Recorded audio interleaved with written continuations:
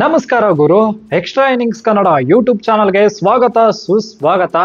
Bonus points ಗಳನ್ನು ಕೊಟ್ಟು ಸೋಲ್ತೀವಿ ಅಂತ ನಾನಂತೂ ಮನ್ಸಲ್ಲೂ ಅನ್ಕೊಂಡಿರಲಿಲ್ಲ.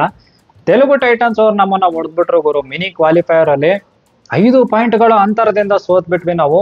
32-37 5 ಪಾಯಿಂಟ್ ನೀವು ನೋಡಿದ್ರೆ ಬೋನಸ್ ಪಾಯಿಂಟ್ ಇಂದಾನೆ ಸೋತಿದೀವಿ ಅಂತ ಅನಿಸ್ತು. ಯಾಕಂದ್ರೆ ಈ ಕಡೆ ನಮ್ಮ ಅಣ್ಣ ಯಾರು ಕ್ಯಾಪ್ಟನ್ ಯೋಗೇಶ್ ಅಣ್ಣ ಇಲ್ಲ ಅಂತಂದ್ರೆ ರೈಟ್ ಕಾರ್ನರ್ ಹೆವಿ ಎಕ್ಸ್ಪೋಸ್ ಆಗ್ಬಿಡ್ತು ಗುರು. ಈ ಲೆವೆಲ್ ವೀಕ್ ಇದೆ ಅಂತ ಅನ್ಕೊಂಡೇ ಇರ್ಲಿಲ್ಲ ನಾನಂತೂ. ಅದು ಸ್ಪೆಷಲಿ ಯೋಗೇಶ್ ಅಣ್ಣ ಇಲ್ಲ ಅಂದ್ರೆ ಯೋಗೇಶ್ ಅಣ್ಣಂಗೆ ಏನಾಗಿತ್ತೋ ಏನ್ ಕತೆನೋ ಗೊತ್ತಿಲ್ಲ. ಅಣ್ಣ ಇವತ್ತು ಆಡ್ಲಿಲ್ಲ, ಇಂಜುರಿ ಮಾಹಿತಿನೂ ಗೊತ್ತಿರ್ಲಿಲ್ಲ. ಈ ಕಡೆ ಸಾಹಿಲ್ ರಾಣೆ ಆಡಿದ್ರಪ್ಪ ಅವ್ರ ಜಾಗದಲ್ಲಿ.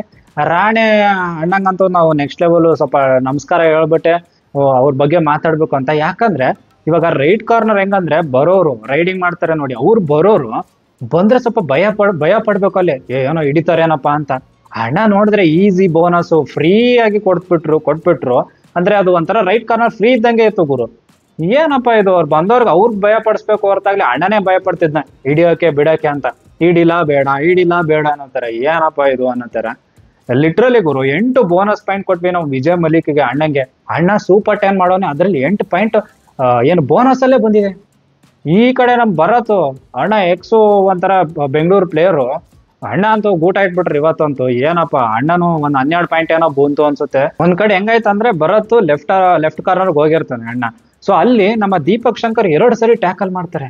ಅದನ್ನ ಅರ್ತ್ಕೊಂಡ್ಬಿಟ್ಟು ಭರತ್ ಈ ಕಡೆ ರೈಟ್ ಕಾರ್ನರ್ ಬಂದ್ಬಿಟ್ಟು ನೋಡ್ತಾರೆ, ಅಲ್ಲೊಂದ್ 2 ಪಾಯಿಂಟ್ ಬಂದ್ಬಿಡುತ್ತೆ. ಆವಾಗ ಅನ್ಸುತ್ತೆ ಓ ಇಲ್ಲಿದೆ ವೀಕ್ನೆಸ್ ಅಂತ.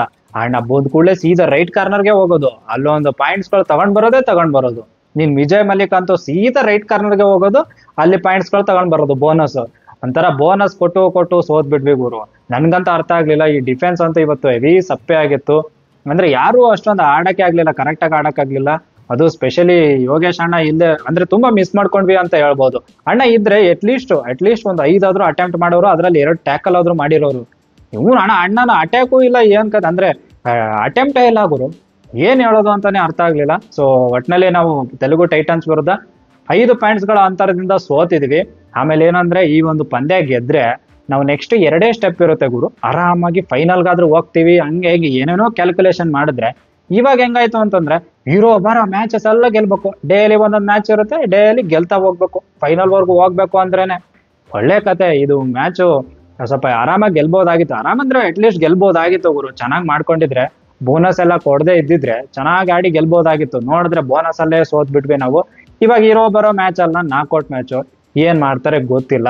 ಆಮೇಲೆ ನಮ್ಮ ಯೋಗೇಶ್ ಅಣ್ಣ ಆಡ್ತಾರೋ ಇಲ್ಲೋ ಗೊತ್ತಿಲ್ಲ. ಇನ್ನು ಏನಪ್ಪಾ ಅಂದ್ರೆ ಅಲಿರೇಜ್ ಅಣ್ಣ ಸ್ವಲ್ಪ ಹೌದು ಕಾಲೇನೋ ಪ್ರಾಬ್ಲಮ್ ಆಗ್ಬಿಡ್ತು. ಈ ಕಡೆ ಯಾರಪ್ಪ ನಮ್ಮ ಆಕಾಶಿಂದನೂ ಸ್ವಲ್ಪ ಅಣ್ಣನು ಮೊಳ್ಕಾಲು ಹಿಡ್ಕೊಂಡು ಹಿಂಗ್ ಮಾಡ್ತಾ ಇದ್ರು. ಒಟ್ನಲ್ಲಿ ಹೆಂಗಂತಂದ್ರೆ ಇಂಜುರಿ ಎಲ್ಲ ಇವಾಗ ಹಿಂಗೆ ಈ ತರ ನಡೀತಾ ಇದೆ ಅಲ್ವಾ. ನೆಕ್ಸ್ಟ್ ಕಂಟಿನ್ಯೂಸ್ 4 ಮ್ಯಾಚ್ ಎಲ್ಲ ಆಡ್ಬೇಕು. ಏನ್ ಮಾಡ್ತಾರೆ ಏನ್ ಕತೆ ಗೊತ್ತಿಲ್ಲ. ಎಷ್ಟು ಒಂಥರ ಇಂಜುರಿ ಇಲ್ಲದೆ ಹೆಂಗ್ ಬರ್ತಾರೆ ಅಂತಾನೆ ಅರ್ಥ ಆಗ್ತಿಲ್ಲ. ಸೊ ಗಣೇಶ್ ಅಣ್ಣನ ಪ್ರಾಪರ್ ಆಗಿ ಯೂಸ್ ಮಾಡ್ಕೊಳ್ಳಿಲ್ಲ. ಅಲ್ಲಿ ರೇಜಾ ಅಣ್ಣಂದು ಹಾಫ್ ಡೇ ಅನ್ನಂಗ್ ಆಗ್ಬಿಡ್ತು. ಪಾಯಿಂಟ್ಸ್ ತಗೊಂಡ್ ಬಂದವನೇ ಅಣ್ಣ, ಬಟ್ ಆದ್ರೂ ಒಂಥರ ಅವರ ಒಂದು ಪೊಟೆನ್ಶಿಯಲ್ ನೋಡಿದ್ರೆ ಹಾಫ್ ಡೇ ಅನ್ನೋ ತರ ಆಗ್ಬಿಟ್ಟಿದೆ.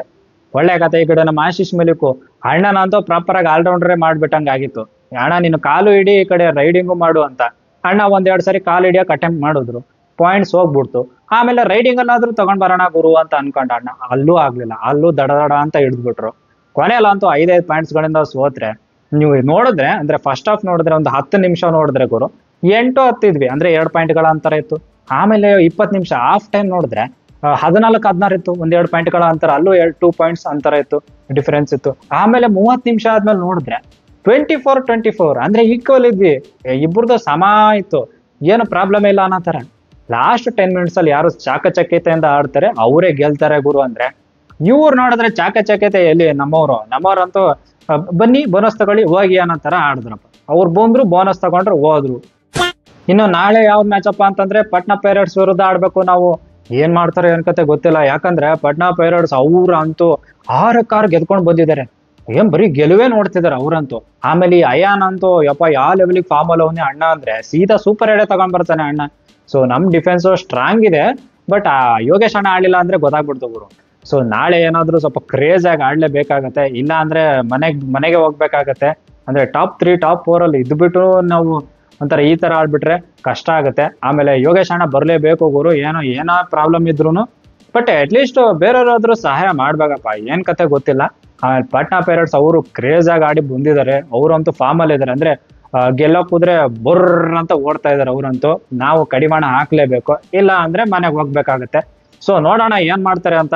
ನಾಳೆ ಯಾರ್ದು ಆಫ್ ಡೇ ಆಗ್ಬಾರ್ದು, ಎಲ್ಲಾರ್ದು ಒಂಥರ ಫುಲ್ ಮೀಲ್ಸ್ ಡೇ ಆಗ್ಬೇಕು ಅಂತ ಆತರ ನಾನ್ ಆಶಿಸ್ತೀನಿ. ಆದ್ರೆ ಒಳ್ಳೇದು, ಗೆಲ್ತೀವಿ. ಇಲ್ಲ ಅಂದ್ರೆ ತುಂಬಾ ಕಷ್ಟ ಆಗ್ಬಿಡುತ್ತೆ ಗುರು. ಆಮೇಲೆ ಈ ಪಂದ್ಯ ನೋಡ್ಬಿಟ್ಟು ಸ್ಪೆಷಲಿ ರೈಟ್ ಕಾರ್ನರ್ ನೋಡ್ಬಿಟ್ಟು ನಿಮ್ಗೆ ಏನ್ ಅನಿಸ್ತು ಅಂತ ಪ್ಲೀಸ್ ಕಮೆಂಟ್ ಬಾಕ್ಸ್ ಅಲ್ಲಿ ಕಮೆಂಟ್ ಮಾಡಿ.